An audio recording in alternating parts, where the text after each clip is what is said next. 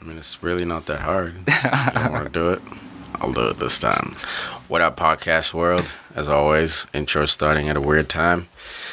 Welcome to Podcast FC Show. My name's Tiki. I'm Tum. This week we'll be talking about EPL match day 11? 11. Almost said 12. That. Jumping forward. Let's kick it off right away. Get right into it. Man United versus West Bromwich Albion. Man, couple great performances in this game. Unexpectedly so, but I thought it was a pretty good game. United looked pretty dangerous, and I'm not liking what I'm seeing in that regard. Yeah, I mean, the first half, United was in control. No question. The game was... We basically bossed the game. I say we, for anyone who doesn't know, I'm a massive Man United fan since I was a kid in South Africa growing up. So when I say we or us, I'm usually referring to United. But anyway, we were in control that first half. Although we don't have teeth, man. That's what I keep saying about United, is that we are a good-looking team, looking solid. Captain Chris Smalling. Yeah, I'm calling him Captain already. Oh, my God. Chill out with that. Captain Chris Smalling is beastly. And so, the defense is locked down, but the problem is we don't have that offensive teeth, and it's making me nervous. That first half was really, really flat. You guys are you're like a sputtering sports car. Great call. You know, you have the ability to go fast, but your muffler's kind of just blowing out, and now and then you'll get sparkles that will go, sparks that will accelerate you, like Jesse Lingard, the young fellow coming through. And I haven't been critical of him. I've just been a little bit critical of the decision to not start Memphis Depay. And, it paid off with Van Gaal this week. What did I say? He gave the young boy a chance, and he managed to get a good goal. So this team, again, that was a little sputter, though. Wayne Rooney. Wayne Rooney. Wayne Rooney. I don't know what to make of this guy. I don't know. I feel like he played better against West Brom. He's showing that form of he's sort of slowly finding it, I feel like, but it just sucks because we're waiting for it, and by waiting for it, we're having these games where we're really flat. And yes, I blame Van Gaal's tactics as well, but clearly the system for Wayne Rooney, it's taken him a long time to adjust, and unfortunately he can't be benched because he's our captain. He's the face of United. You can't afford to bench him, so you just sort of ride it out and hope he finds his form soon. But well, the thing is, he scored in the Champions League in the game before, so you just expecting to see a turn of pace. What's up? But he missed a 5-yard out ball, just whiffed on it before he scored that goal. So it's still yes, he scored that goal, so people are gonna ignore the rest of the performance. And I would say he played well. I'd give him a 7, 6.5, 7, which is, it's not what we expect from Wayne Rooney, but lately I would take a 7 from Wayne Rooney and a goal. So it's it's this tough thing. You're right. Just need consistency from him. Yeah, and he's been consistent his whole career, so for him to be inconsistent, it's not it's not in his blood. It's just there's something wrong, something that's not clicking. Well, I thought this game was a little funny. West Brom had a couple ex-Man U players, and Johnny Evans and Darren Fletcher. Love those guys. Well, I love Fletcher more. Johnny Evans, don't really care too much about. Not but he's an ex-United soldier, so yeah, I still feel for him. And that block he had on who was in? He had some recovery pace. Finally showed recovery. I think it was on Lingard. I could be wrong. I should have probably researched this before the podcast, but. No. So it was sad to see them wearing the other team's colors, but what can you do, man? We showed them respect, gave them a bit of an applause when they came in, and you do what you can. It's professional. It's that thing, man. I mean, he just fell out. He had a lot of things go wrong at the wrong time, including the coach leaving. So. Yeah. It's tough. As a professional, you just have to kind of take that lump. Exactly. Accept that was the peak of your career and kind of play out your days. Yeah, and he's getting paid, and I'm sure he's getting paid well. Maybe not as well as he was at United, but either way, he's getting paid, so you can't feel too bad for him. But Lingard gets his first goal, man, and speaking of flat, so United, as always, was doing lateral passing, left to right, the John Obi Mikel style, never forward, shots fired. And then all of a sudden, Chris Smalling charges up with the ball from the back. Like they just, I don't know, it looked like the River Nile just opened up. Inspiring. And he just took space and kept taking it all the way to like almost the final third, and then laid it off to the left, and they crossed it in for Lingard, and Lingard just controlled. Nice finish. Hit that curler. Nice little curler. To the bottom right. It took a bounce right before and made it really difficult for the goalie. Which is perfect. It's perfect for that's the type of shot you want, the one that bounces right in front of the goalie. They always tell you like that's the nightmare save for the goalie. He's a young lad playing with confidence. I don't like what I'm seeing as an Arsenal fan. United's coming up the rear, and I don't like it. Yeah, they're coming together. It's pretty to watch, but I don't know. I'm still wary about Van Gaal, man. Like if United goes down 1-0, can we do enough to win that game, to come back and decisively win it? I don't know. Not this season, but I think you guys are going to have another blockbuster summer window, and that's going to help because I think you're really going to address the necessary holes this time around. But on top of that, as long as you keep playing Anthony Martial up top at the striker role in which he deserves to play, I agree with you. You guys will be fine. And did you notice how we got that second goal with Ander Herrera playing it through to Martial down the middle of the field? Kid is a nightmare, no matter where he is on the pitch. It's unbelievable. And that first touch he had, I thought it was a little too heavy. And then I realized the speed. He was like catching up to it, and the defender had no option but to take him out. Doesn't matter. Exactly. Does not matter. No option. So, like, having that guy full-time 90 minutes playing in that position, we would be such a better team offensively because he's just so aggressive. He runs at defenders, and I say it every week, guys. You're probably getting bored of it, but either way, like, it is what it is, and until we see it happen on the field, I'm going to keep complaining about it.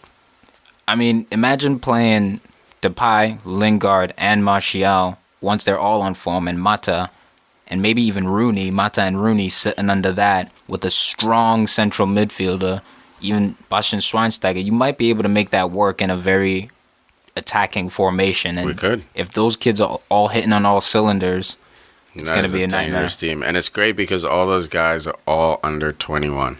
So these are like the generation of the future. So even though Depay is struggling right now, he's a youngster, so he's got his whole career ahead of him. So maybe this year is an off year, an adjusting year. He's coming from, a level, A-, B+ league in the Eredivisie. And now he's coming to the big stage, money, cars, fame, so maybe he's not really focused. Hopefully next year he comes in, he's like, okay, I had my party, kind of like Luke Shaw. When he came in 2 seasons ago, his first season, absolute crap, he was overweight, and now this past season, unfortunately he got hurt, but he was looking like his old Southampton self. He was. So he took a year to sort of adjust, enjoy the money and the fame, and then he got back to football, and I'm hoping that's what happens to Depay, but I'm hoping it happens next game, not next season. I mean, young talent, man. Young talent investing is really what it is. That's what these inflated price tags are about. They're about an investment. When you can get a player who, as young as Anthony Martial, who makes an instant impact, earns the penalty kick for the second goal. Mata steps up, takes the PK right down the middle. One of those that really annoy goalies. But as long as you can have this youth mixed with the experience, I think that's what United does a better job of than any other team in the league, is the mix of youth and veterans. Yeah.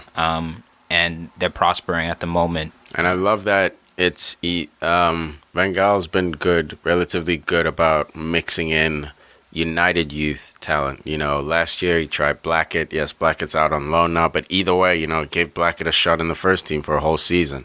Paddy McNair, he's hurt right now, but he's also in the first team discussions. Please let's not mention Paddy McNair. I love Paddy McNair. Paddy, love that guy. Call it right now, it's fraud. He's too young to be identified as a fraud, but yes, it's looking a little tricky for him. I don't know if he'll pan out, but I support Paddy McNair. You got James Wilson. Now you got Lingard coming through. So I love that he's blending in like the Bastian Schweinsteigers, the Memphis Depays, the Marshalls with the internal Man United youth. So they still feel like, hey, as a reserve player, I still have a shot. I'm still motivated to get into this first team. That's how the magic rubs off. That's how you inspire. It's amazing. And when Lingard scored that goal, to go back to Lingard's goal, him and Martial hugged each other so tightly, and that's that youth bond. The bonds They're are already bros. being forged. It's absolutely amazing. Now the chemistry on the field translates to off the field. The understanding becomes greater, and that's when you really sacrifice for your teammates. And there's a difference between loving that teammate, because really it's a battle. Yeah. When you go into war, Absolutely. you want to be brothers versus a band apart. Definitely. So, that being said, who's your man of the match? Really good game. I like the way Martial played. Honestly, I think he was very effective in the game. He may have not necessarily, gotten a goal, but I really liked how effective he was for you guys. His movement just kept tormenting defenders. With the PK, he earned the winner. Yeah. So, yeah, okay. I say Chris Smalling. Of course you do. Captain Small, dude, he shut down Solomon Rondon. And a lot of people don't know his quality, Solomon Rondon's quality, because he was, mid-2000s. He was one of those guys a lot of big clubs were looking at. He was sort of like Arsenal on everyone's radar. And he just linked. I don't know what happened. He just never panned out. But either way, it's awesome to see him at West Brom playing 90 minutes a game. And for Chris Smalling to shut him down, clean everything up in the back, another clean sheet. I think he deserves man of the match. No big deal. No big deal. All right, let's move on to a team that's struggling with team chemistry. Stoke versus Chelsea. Chelsea. My goodness. Farid, how you doing out there? Oh, man. Taking L's out here.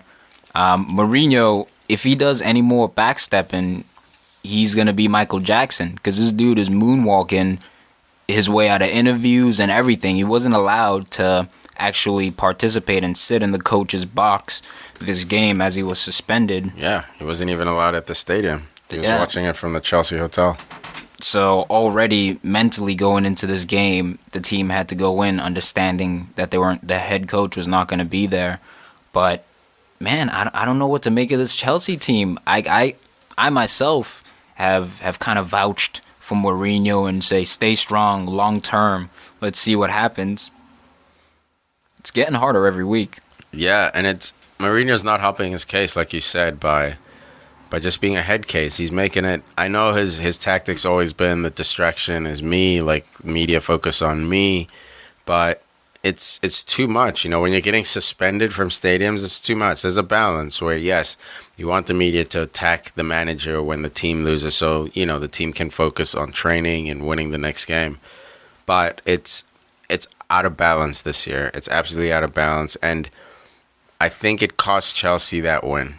It cost Chelsea that game, And although I would say you could argue Stoke is lucky to have won that game, Chelsea was in control of most of that game. There weren't many clear-cut opportunities for Chelsea to score, but they were definitely threatening half chances, a lot of half chances from Chelsea. So, I feel like if Mourinho's on the sideline and he yells at Pedro exactly at the right time, or, he gives Azpilicueta the exact right permission to get forward, then Chelsea maybe win that game. But who knows? These are obviously all hypotheticals, but I feel like his presence in that stadium would have been beneficial. For sure. Especially when you consider a side like Stoke, who's very organized defensively.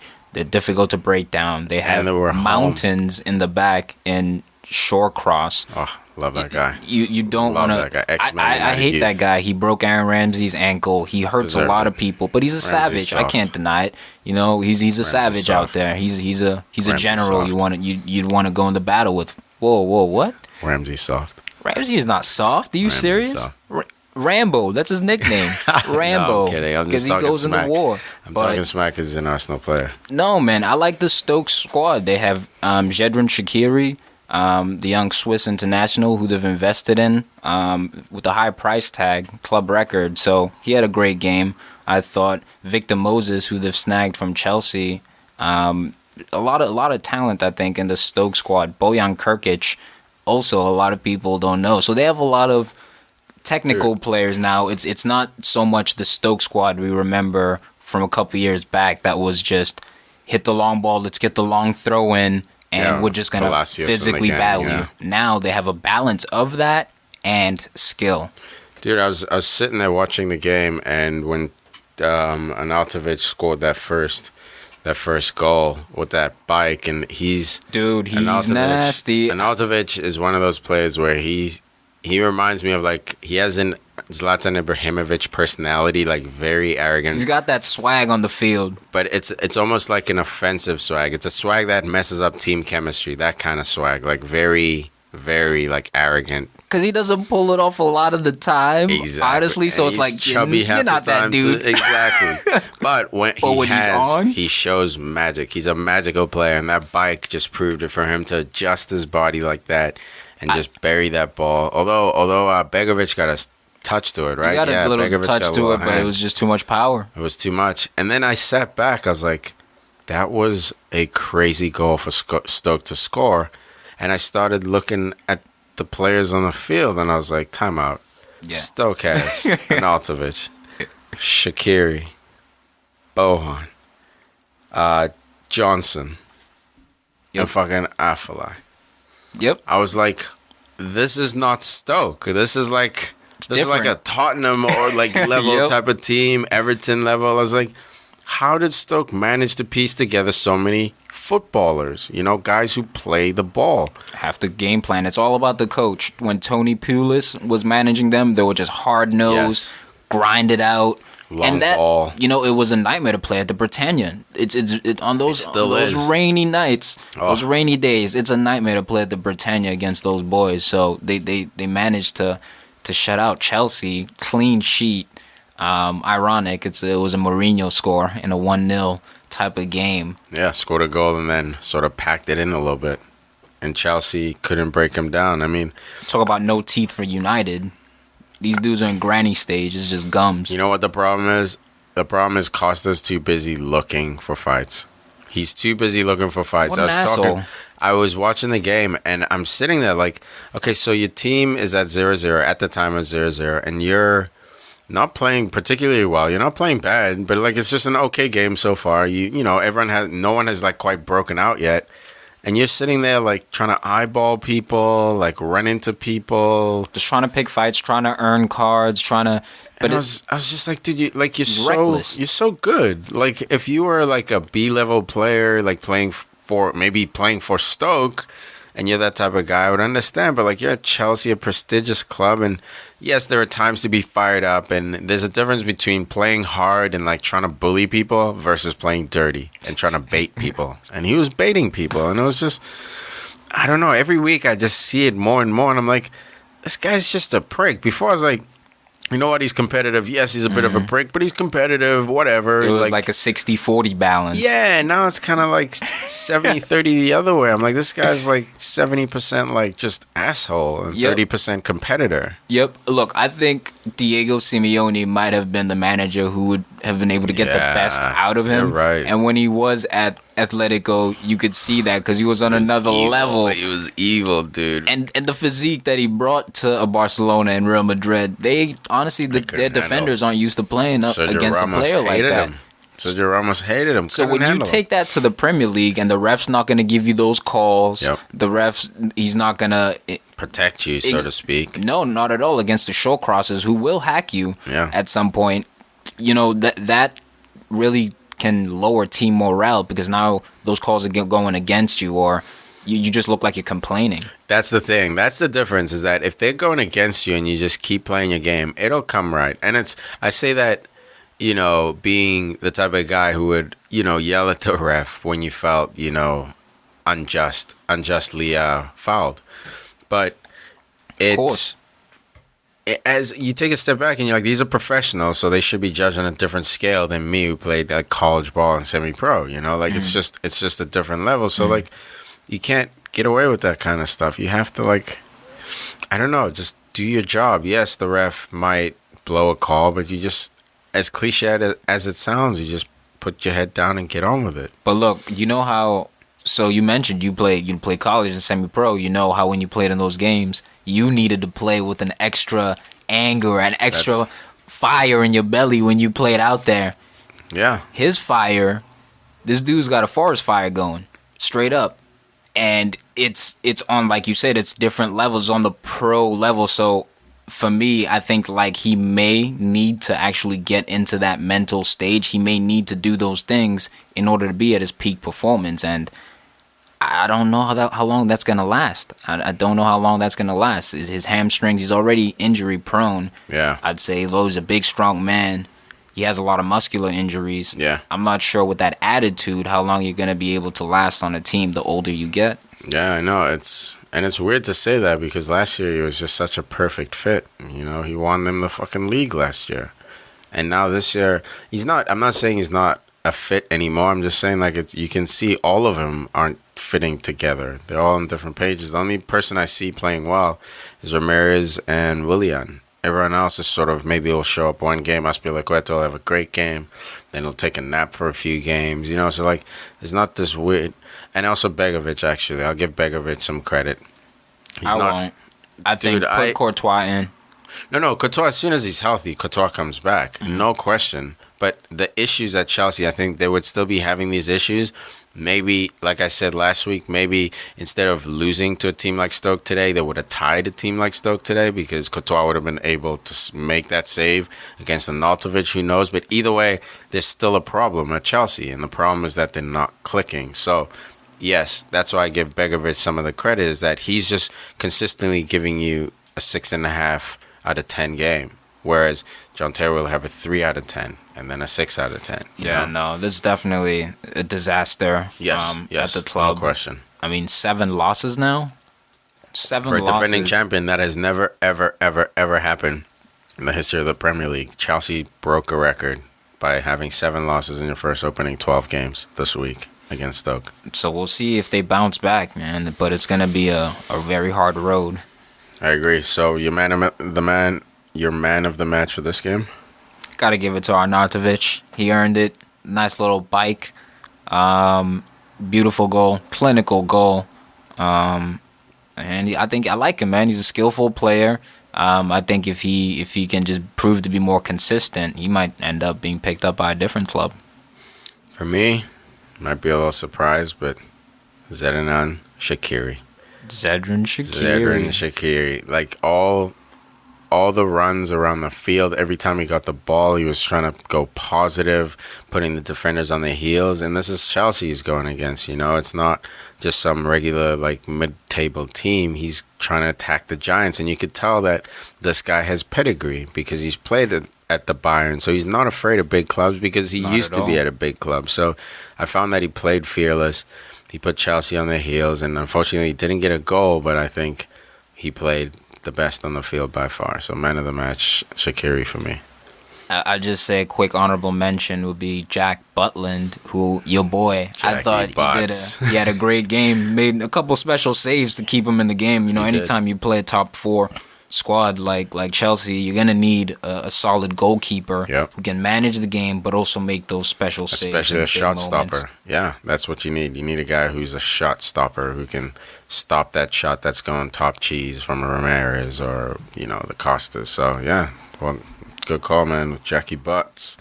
All right, moving on to another positive result for United fans out there. Villa versus Stoke. 0-0. No, not Stoke. Sorry. Villa versus Stoke. Sorry. Villa versus City. I'm losing my mind. Villa versus City 0-0 at Villa. What are your thoughts? Is Man City still looking like champions? Yeah, I mean, they're still looking like champions. Again, I think it's the Aguero factor. Just to not have, that guy. They're still trying to figure each other out going forward. But I don't know. I wasn't that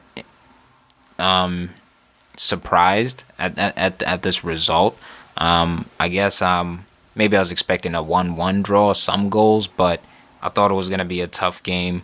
Regardless, I think City are still the favorites, riding down, but I don't know, 0-0 game at the end of the day. Not too much in it. Yeah, I think City should have won this game. Like you said, I feel like if they had their boy in Aguero, like they would have had that edge to work a goal and get through that sort of well organized Villa defense. So, but I'm not mad about it because this obviously helps push United further up the table. But again, these clubs playing the smaller teams that are just sort of organized and frustrating, like West Bromwich attempted to be with United, or Stoke was with City, and it's just amazing to see Villa, get rid of Tim Sherwood last week, and then they bring in a replacement, and the first result is to tie Man City. New coach, new attitude. It's amazing to see, and I feel like City weren't ready for that. They weren't ready to have that extra edge of fight. They have the class, they have the quality, but that fight to be like, okay, you guys are riding high right now. You have fresh blood in here, but we're still the champions. We're still gonna come here and dominate. And I feel like at times City were like not quick to the sword. A little dull, a little slow. Well, it's definitely a fatigued team. They participate in a lot of competitions, so that also might have something to do with it. When you have a team that's fresher than you and is a little bit more inspired than you. They're playing a top club. They want to show their new coach. All the players want to show the new coach, I deserve a starting spot. Yep. And so everyone's busting their ass full 90. So I think at the end of the day, like I said, there's not too much in it. I think it was more so of a missed chance for Arsenal to go to the top of the league by 2 points. But yeah, I mean, I think once they get fully healthy, they're the title favorites. They have the deepest team. They've done it before. They have the experience. They have the coach. It's for them to lose. It's difficult to see anyone really putting together a run consistently. Yes, I feel like City will drop points throughout the campaign, but I think the number of points they drop won't match anyone else's because of that consistency. They're able to have a strong starting 11 basically every day of the week. Every time. They have enough players to rotate. Like they brought in Delph today, so Delph is finally off his injury. He got so many boos in the game, by the way, and rightfully so. If you didn't know why he was getting booed, so Delph had tweeted out last summer, summer 2015, that he was never going to leave Aston Villa, that he was Villa for life, a villain for life. A couple days later, he's signing a contract to Man City. So, oh my God. To come out in the media and tell the fans, I love you guys, I'm staying. And then 2 days later, you're like, all right, guys, see you later. What do you do when you see that check, though? Well, you just don't tweet and say, I'm staying. That's what he should have done. He should have just shut his mouth and said nothing. My man had a moment, yo. He just had a moment. He got caught up in the emotion, the love of the club. He did. He probably just came out from talking with the chairman and the coach, and they rubbed their shoulders, and they told him he's the man, and he came out feeling all bossed. But, the moment, man. But yeah, reality kicked in. Either way, so they have guys like him who are now becoming healthy. So the City, I agree with you, man. Even though they drop points, I don't see them. I don't see them falling out of this title race. It's going to be difficult. It's going to be very difficult. Another team, well, before we get into that, who was your man of the match for that game? It's tough to find one, right? It was just a very bland type of game.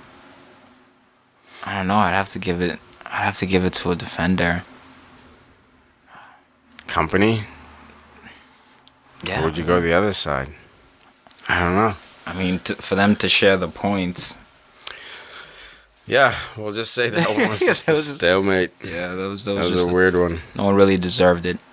So let's talk about another team dropping points this weekend. Arsenal versus Spurs. This one's a little more understandable. Arsenal came in as favorites. Game tied 1-1 at the final whistle. Fucking derby match. North London derby. Massive derby game. What are your thoughts, Mr. Gooner? Really fast-paced game from the beginning. Play was really wide open in midfield, which for our team I like, the Goons, but for Tottenham I did not like. I already had a bad feeling. Literally from the 3rd minute between to the 10th minute, it was up and down like a basketball game almost, where teams were going from side to side, and I could tell it was a little too loose. Francis Coquelin and Santi Cazorla are very disjointed in that midfield. Something which I had noted last week was they are disjointed, and that's because that's not his natural position, a center midfielder. And I think today he got exposed playing against a physically jacked Moussa Dembele. Yeah, he was housing him. He was absolutely housing him. Even the young boy Dele Ali is a strong player. They have a really strong midfield in there. So I think he got exposed today. He was getting bodied left and right. His passes. He couldn't find the rhythm. Couldn't really find the rhythm, and I think he was rightfully so substituted at half. Yeah, it was weird because I was talking to my girlfriend at the time, and she was like, "Why is he captain, and why did they sub off the captain at half?"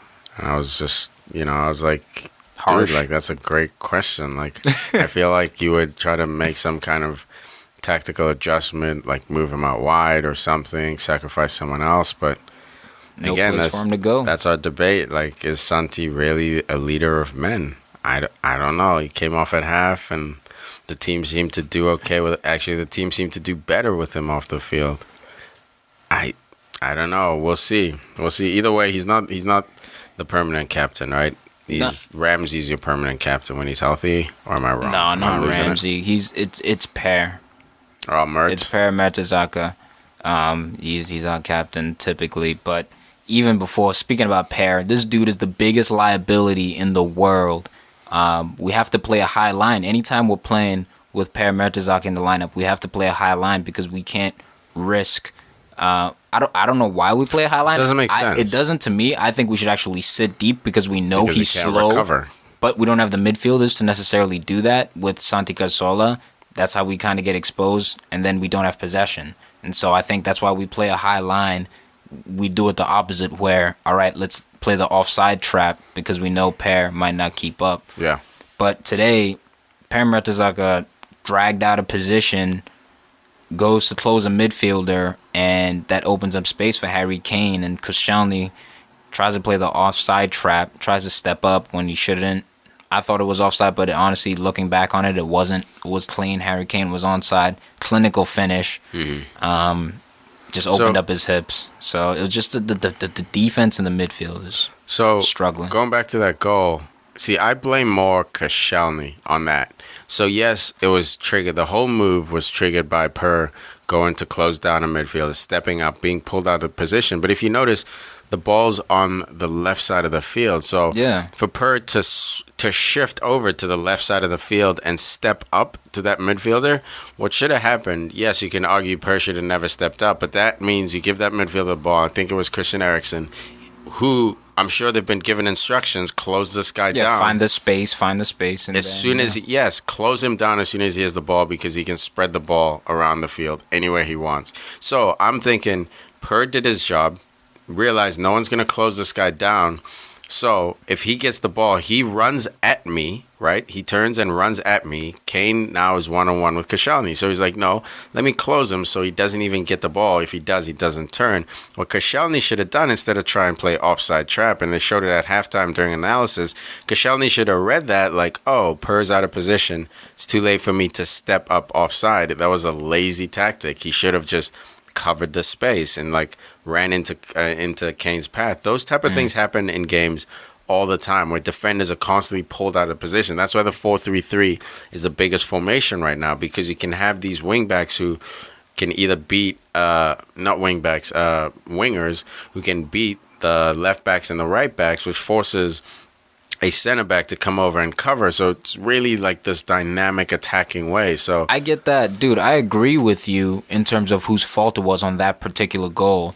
I think I'm talking about. I'm talking Per. No, and I'm talking about the bigger picture. Okay. I'm talking about the fact that every time Per Mertesacker starts for Arsenal, we play with a high line, and that's very risky because he's probably the slowest center back in the world. You can't trust him for pace. You know he gets exposed. If you're getting exposed for pace against, Harry Kane, who's not the fastest forward in the world, he can move, but he's not like blistering by any means.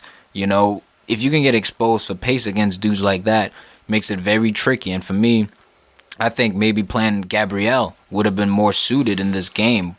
I think he's hurt. I think it was hurt. Like I think even a Callum Chambers might be better suited in a game like this, because Mertesacker has the experience. I understand, but that particular goal, you're right. It was on Koscielny.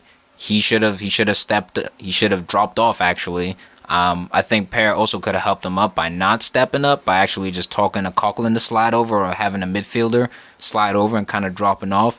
But at the end of the day, Koscielny's fault. He was the man who kept them on sides. Yeah. And so that resulted in a goal. Yeah, it was unfortunate because Arsenal was looking pretty decent at the time, but after that goal, so great ball by Danny Rose, by the way. Unbelievable. It was just perfect. He didn't even have to take a touch. Yeah. So Arsenal second half. Dude, what was I saying? I lost my mind. Oh, so they bring in Gibbs. What? They bring in Gibbs, left mid / left wing type of position. And you know what is that about? Look, I'm going to have to applaud Wenger, first of all, in this game for not being stubborn with his substitutes and his tactics and making changes and addressing them when he needed to at the moment. Hence, Santi Cazorla taking him out at half.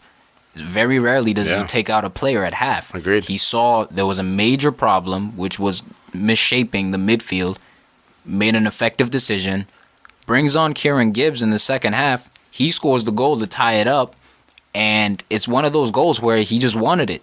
He just wanted it more. Kyle Walker, up until that point, I thought was my man of the match. He was having a tremendous game. He was. Bottling up Alexis Sanchez. Every time there was a break down that left flank, which is a very dangerous flank of ours, every time there was a break down that flank, he shut it down. Walker. Absolutely shut it down. And going forward, he was looking dangerous too. But a little unfortunate for the goal. Telling you, right back and left back, hardest positions to play in the game.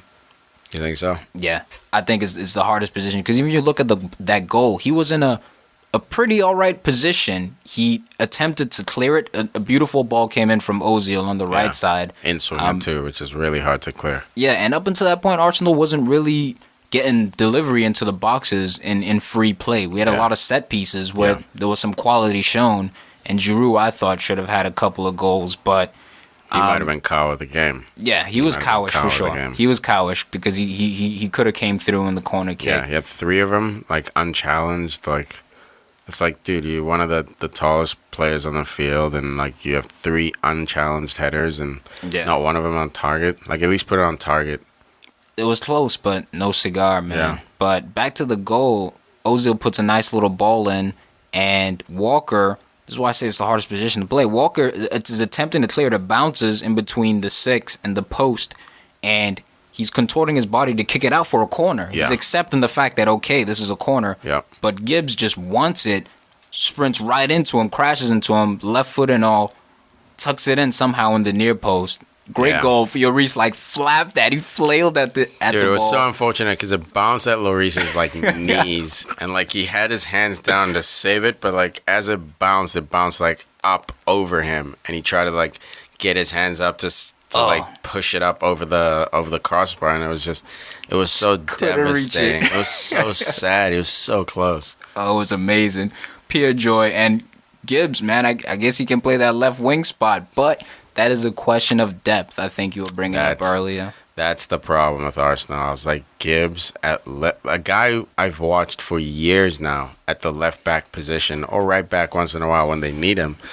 And because of your injuries, you come up as your left back and you have to put him at left wing mid. But Nacho's outballed him, to be honest. Look, it worked. Clearly, it worked. I mean, Wenger, you could argue it's luck, but the way Gibbs aggressively went for that, he was clearly given instructions like, look, you come in on the back post, crash late, we'll get balls in. Because after that, Arsenal looked like they were crossing more. They were getting the ball. So it looks like finally getting service into in the second half. Yeah, so I think Wenger switched the tactics and like, let's get service in there. Let's get it to Giroud. Let's get it to the back post to Alexi or vice versa.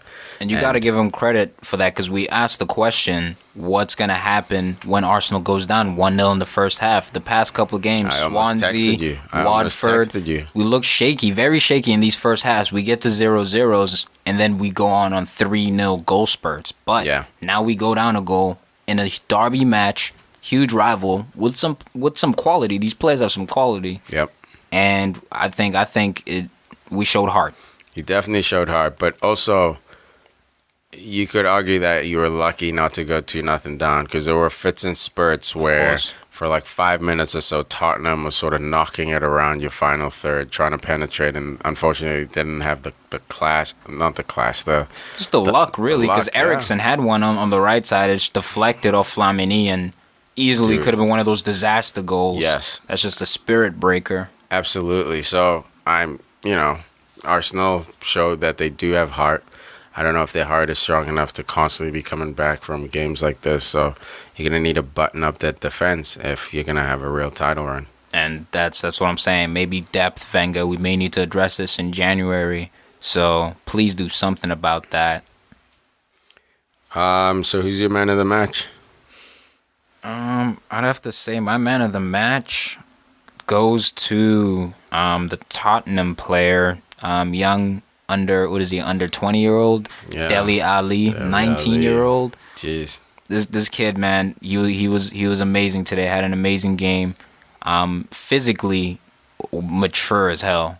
He was bodying up on Santi, bodying up on Debussy a little bit, and just flicking it over people, just playing with so much confidence out there. And I just thought he was very inspirational to Tottenham. He really caused us a problem in there, and I thought exposed a lot of it. So I give it to the young English international. Yeah, I give an honorable mention to Gibbs for coming in and playing out of position and scoring that goal to save his club's butt.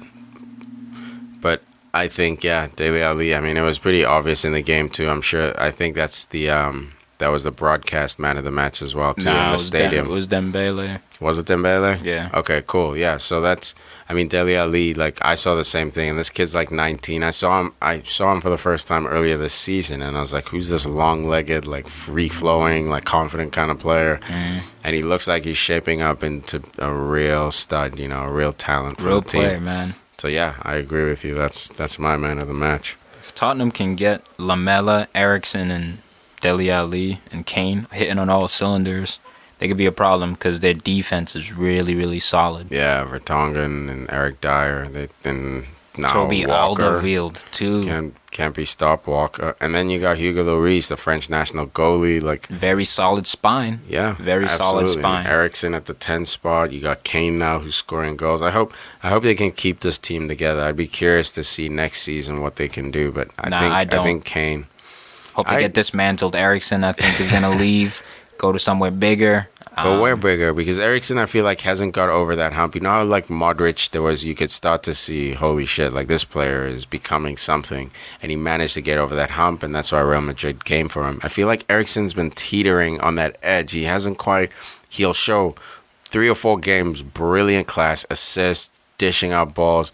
But then it'll disappear for like 3 or 4. So it's like... Nah, he hasn't hit that like Coutinho hot yet. Where it's like, all right, we see you, young man. Like exactly, we're watching. It's about that time. It's almost nearing that time. He still has to like prove it. If he proves it basically over the second half of this campaign... Where do you think he goes? I think he's ready to go. Where? Like, what do you think? Like, level club. Like, is he going to Madrid? Barcelona. No. I can see him as I can see him as an attacking mid. I can see him as because think about it. Look, everyone's getting older within that. Sergio Roberto is the new guy. Yeah, but he's also playing right back for them. He's not playing a lot of the center mid. He's most of this season been playing right back for them, so he can play there.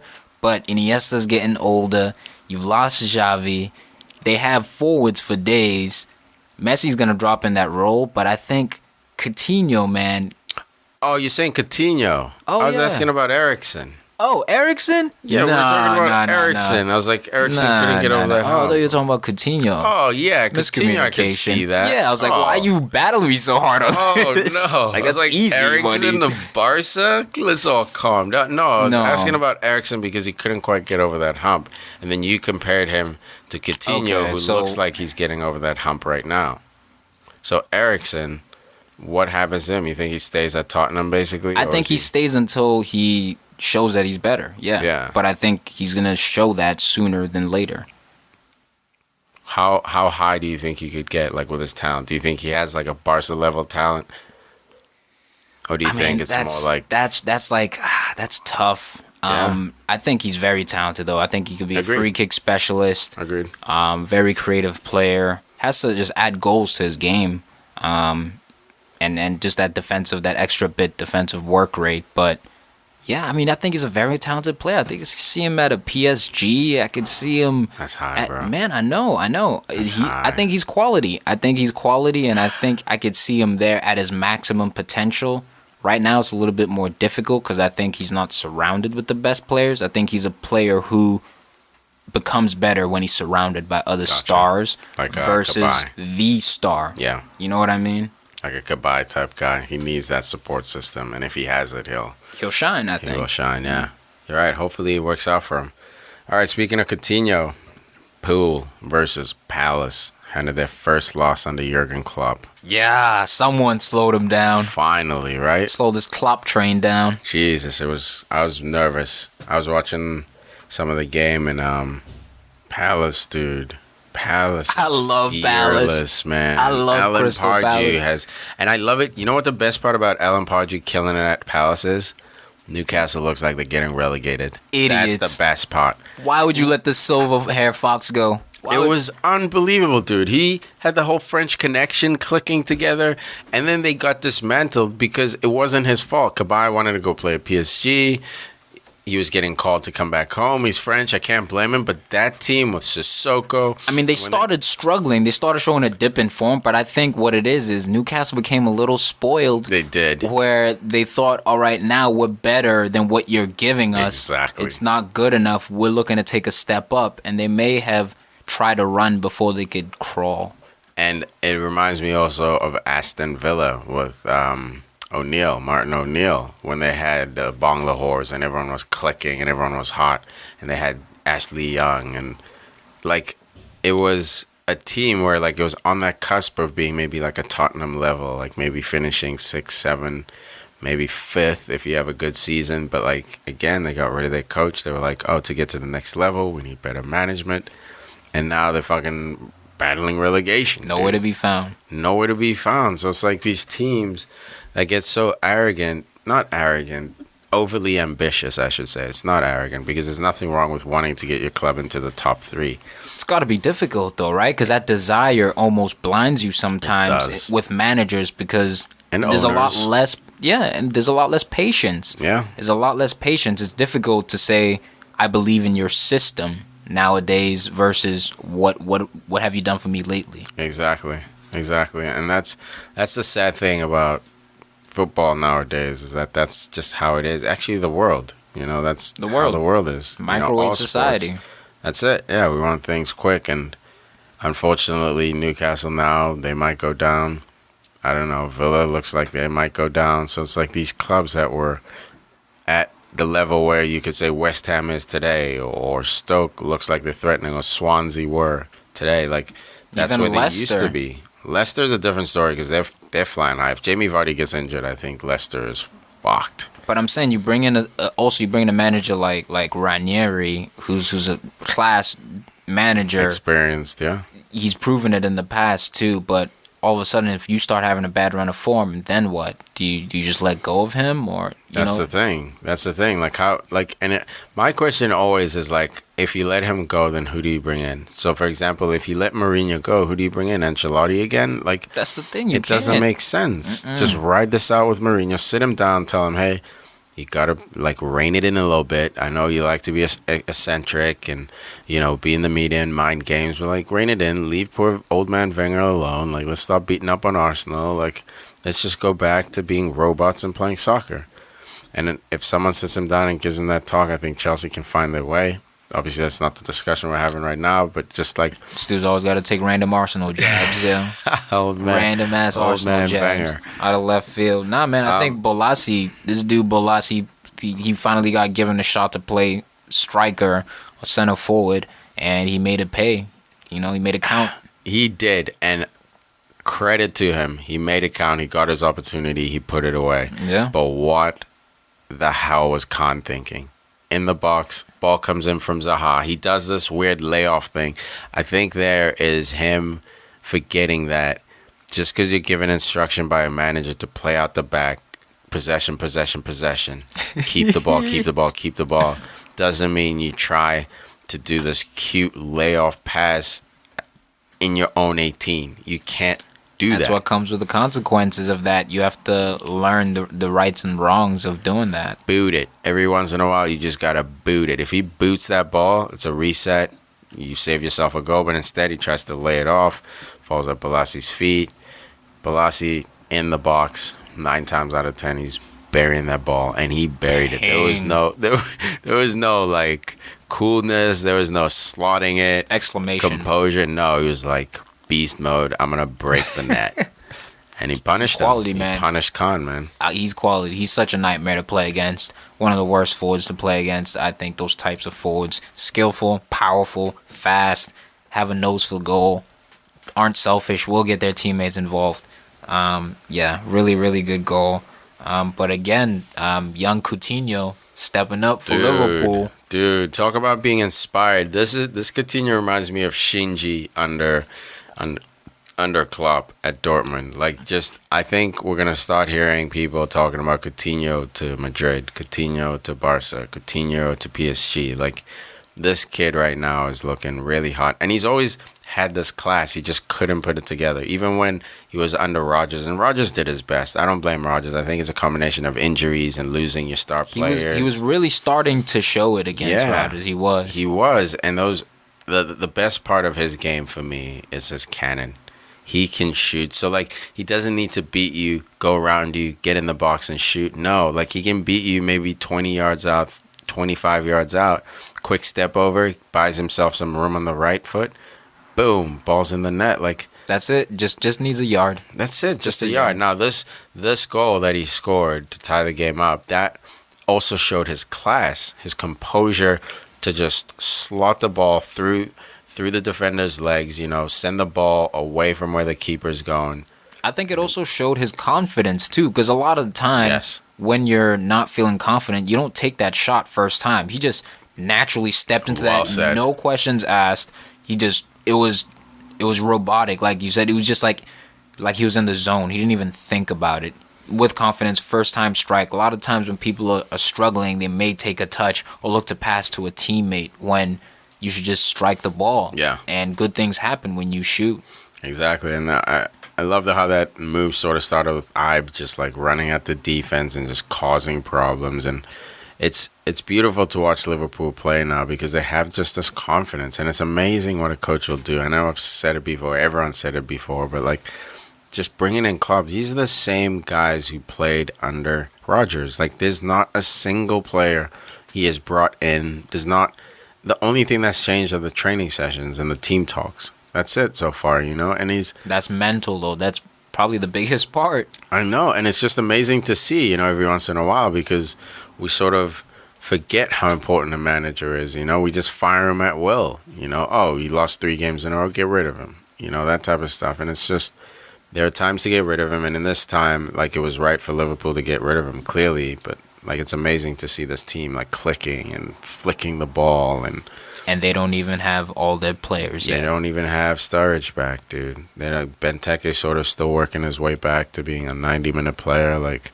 What's gonna happen when they bring Dortmund players? it's unbelievable. The Gundogans. If Gundogan decides to come over, Hummels maybe works with his old manager. Like, As long as Pierre-Emerick Aubameyang doesn't come over, jeez. we'll be fine. Nah, they won't let him He needs go. to come to the Goons. He's scoring goals for fun in Mr. Germany. Wenger, sign Aubameyang today. Yeah, he's a beast. He's an absolute beast. So then Palace decides to spoil Klopp's party, scores a goal off a set piece for the winner. Scott Dan coming through.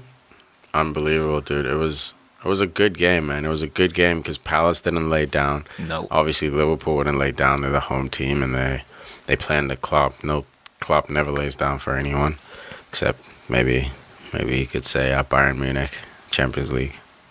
Doesn't really have a choice. He got I know. sabotaged. I feel so He bad. did with Götze. Götze's That was just like, so bad. nah, I'm just not gonna play in this final. Yeah, I got signed by the other team, so yeah, good luck. I'm not gonna ruin my chances at my new club by scoring against them. It was just dirty. Giving I them lost hush a little- money. Yeah, I lost a little respect with Götze. But then he scores at the World Cup. Then I gained all of it back. He scores a winning goal to win the World Cup. I gotta give him his respect back. No, he's good, dude. There's no way I can argue that he's not good. I'm just saying for me, he'll always. Yeah, It's that he'll Bayern never- shit, man. They got a monopoly on the league. I can't even blame the kid. But even like Probably had a hit out on his Lewandowski- family or something. No, even Lewandowski went over. I love Lewandowski. Good for him. Like, it's just because Götze sat out a Champions League final and he was under contract, dude. Like, he was paid by Dortmund to play for them. He was healthy, and he signed a deal to go to the next club, but the deal wasn't kicking in until the transfer. Like, how can you sit out a Champions League final for Dortmund? Like, a small club like that going against giants, and you're the poster child for the man. I'm good. No love. Unbelievable. No love. Unbelievable. That's so gross. Anyway, so 2-1 Palace gets the win. Yeah, man. Got the ducats. Suck a dick club. First L. Jesus. First L in the EPL. Poor Klopp. I'm just saying. The first L always hurts. And the silver hair fox got it done. He did. I like Zaha, man. I like the way Zaha plays. I think he just needs to find his form, stay in his lane, get his mental game right, get his consistency on par. That's it. Decisions. But I think he's a really good player, and they have a great core. Yeah. So you man of the match for that game? Bolasie, talked about him last Yeah. week. Yep. Dude was just a nightmare. Even in that goal, it showed his effort, his heart. I mean, Scott Dan also did a great job to get the winner, and the defense was solid for Palace. But anytime Bolasie's in the squad, I think they have a chance. Yeah, I agree. Bolasie killed it. Other scores around the league. You want to jump Newcastle going almost going down to Bournemouth. Yeah, I mean, watching that game, like, Newcastle should have lost that game. Like, they got one of those goals where you're away from home, you score that quick counter-attack goal, and then you close the doors. just stay organized. That's it. And sometimes that's what it takes in the Barclays Premier League. And I think that's a lesson that the promoted team had to learn. But what does that say about Newcastle? A team that's been in the league for so long, has pedigree, had Alan Pardew, was sort of threatening to break into that top 5 on a regular basis, and now they're scrapping wins against Bournemouth. I think Castle needs to shake it up. Honestly, I think they still have some of the players from the Pardew regime, and just like Colaccini, and older guys who are there, who are leaders, who are very important players to the club. Yeah. But sometimes you have to refresh it a little bit and mix it up. I think they did do a pretty good job of doing that in the attack. By picking up Ayoze, the goal scorer, Wijnaldum, who I think is a quality player. What a signing that was. Kid, be on the lookout for this kid. Definitely. I think he's a really, really good player. And a couple of others, which they have. But I think, Newcastle they need to shake it up defensively. And going forward, it was a good goal, I thought. Even though it was that quick counter attack goal. Wijnaldum laid it off. for Ayoze, who just squirted under the goalie, got his hands on it.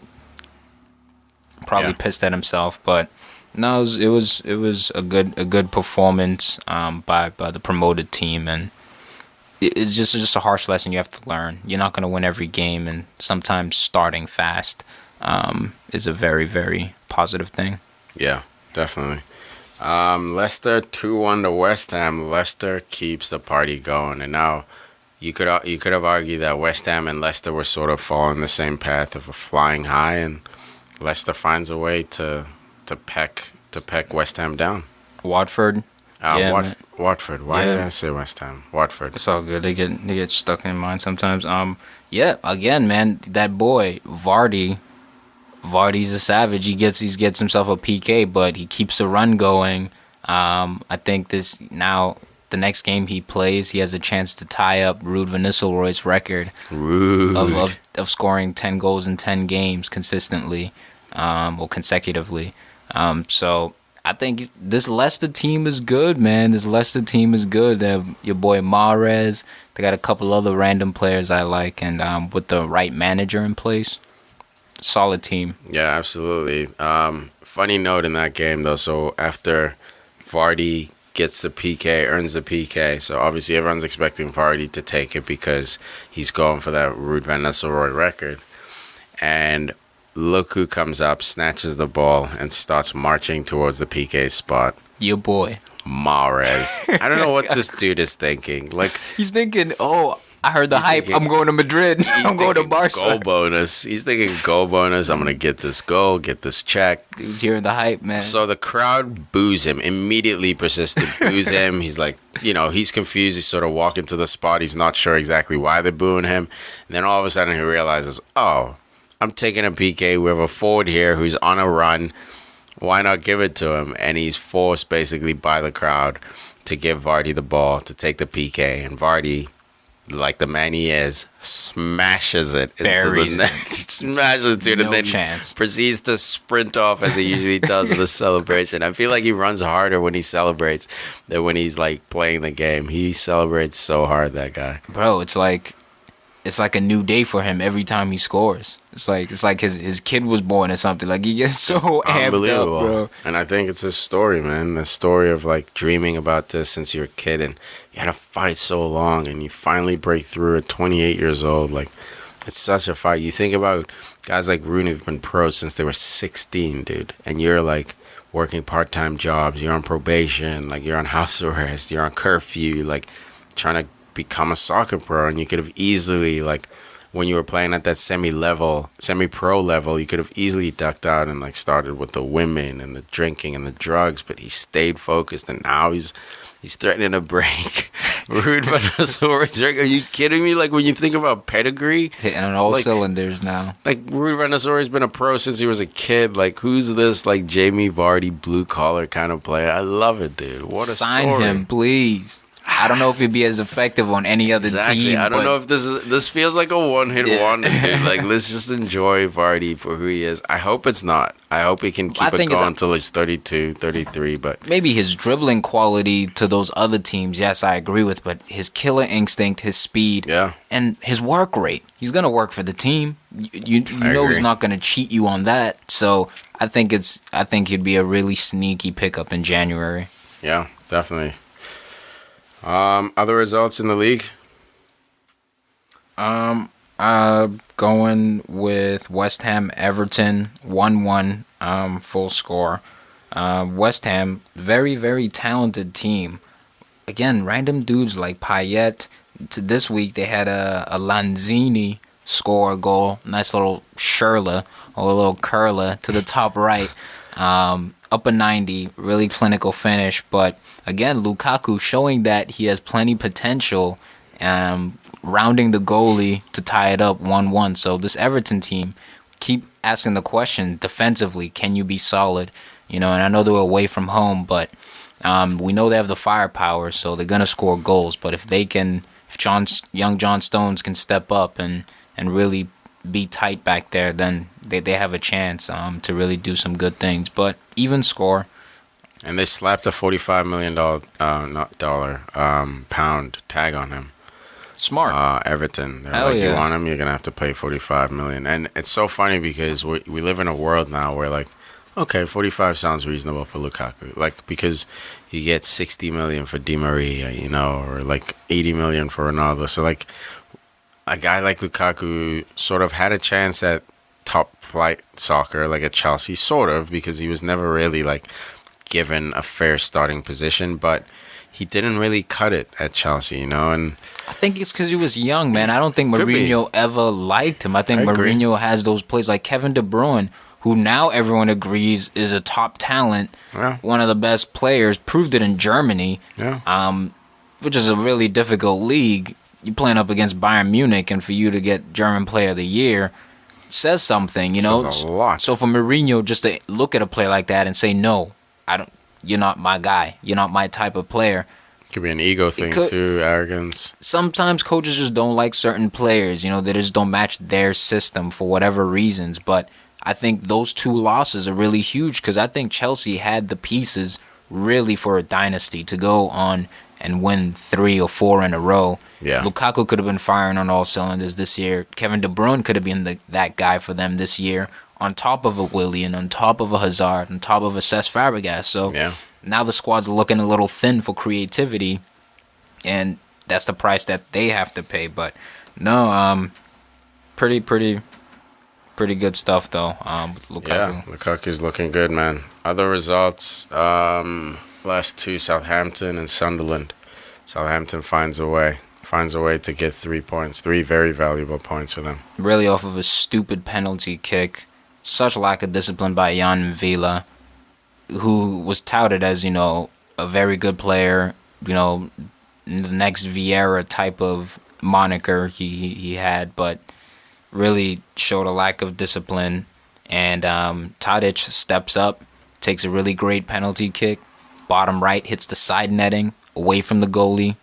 Pretty much impossible for any goalie to stop. Yeah, definitely. I mean, that's exactly how PK should be taken. That kind of technique, curling away, side netting.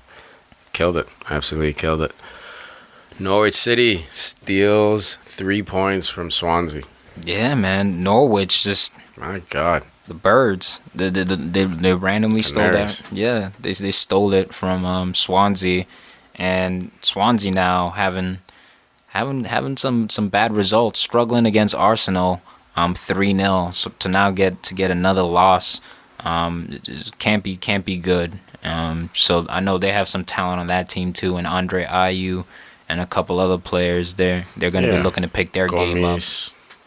Like where Swansea kills me, man, because they always threaten to put on a run, like put together a run, and they draw points against a Norwich team, which, you know, is not a bad team. Norwich is not bad at all. It's just Swansea, I feel like, is just better. Like, Swansea should be taking care of those games, and it's unfortunate to see them not to. But Well, it's matchups, I think, because Swansea matches up really well against, you know, an Arsenal. And if you look at that first half, they were giving us problems because they like to put the ball down and play, but they're also physical. yeah, Whereas a Norwich is physical first, and then, you know, they'll maybe look to put the ball down and play. agreed. They still have that championship mentality. Exactly. championship So league the mentality. matchup is really difficult. Swansea's aspiring to play a different type of football versus Norwich, who's just coming right at you. And Johnny Howson, for him, Johnny Howson for him to get the winning goal for Norwich 1-0. Got to be a big goal for him. Yeah, good for him.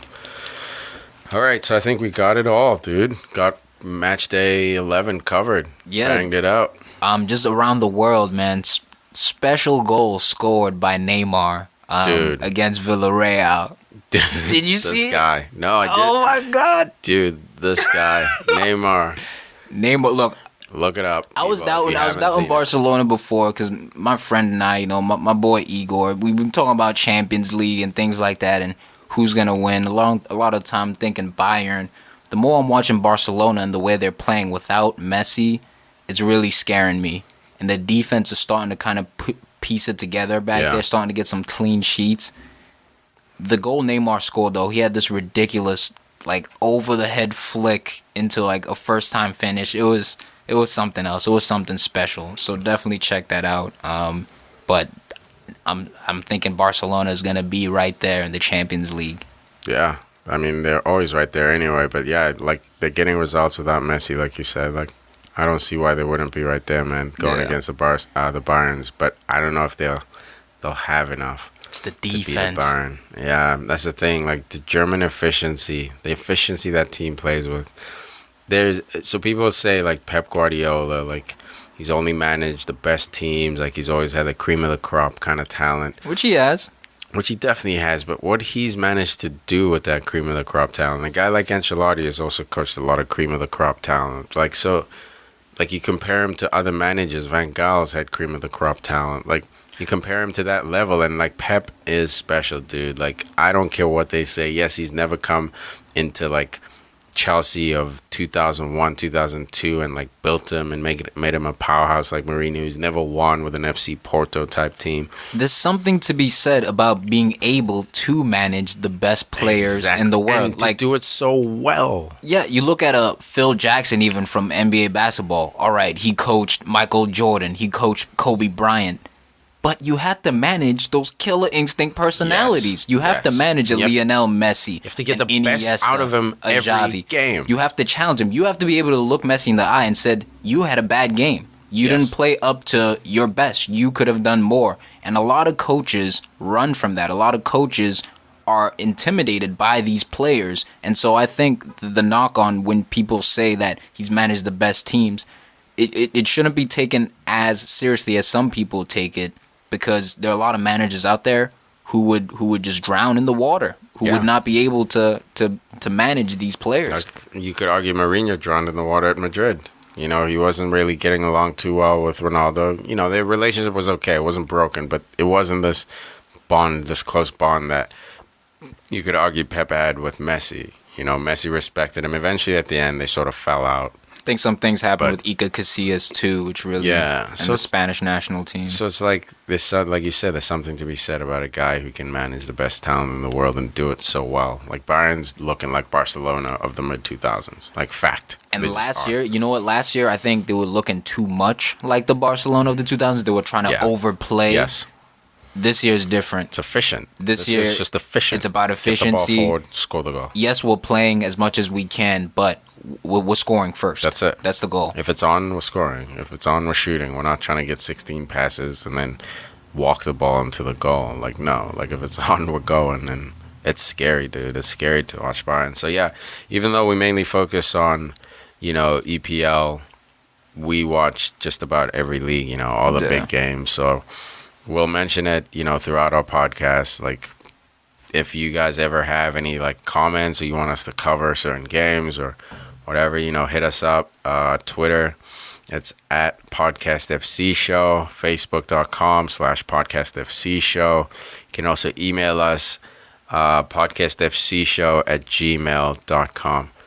Hit us up, guys. We'd love to hear from you. Yeah, also, man. leave us an iTunes review and subscribe, guys. Subscribe. Help us out. Leave a 5-star review only, please. No, I'm just kidding. Leave an honest review. If it's a 1-star, it is what it is. We'll figure it out. But either way, we'd love some feedback from you guys. And man, I just want to shout out, you know, some of the fellow podcasters out there who we listen to and, you know, who also kind of inspire us, you know, just to be better every day. Shout out to Tax Season and Tariq Elite Show. This dude Tariq Nasheed, really intelligent dude. Radio Lab, that's a good one. Bill Burr's Monday Morning Podcast. The JRE, the Joe Rogan Experience, another good one. Fighter and the Kid, a couple other podcasts. The Combat Jack Show, Church of What's Happening Now, Joey Diaz, Brilliant Idiots, you know, etc. Just some of the podcasts we also listen to and we mess with. But other than that, you guys be good. Stay up top with your footy. We'll see you out there. Go Goons. All right, guys. That's it for us. We'll see ya. Glory, glory. Goons.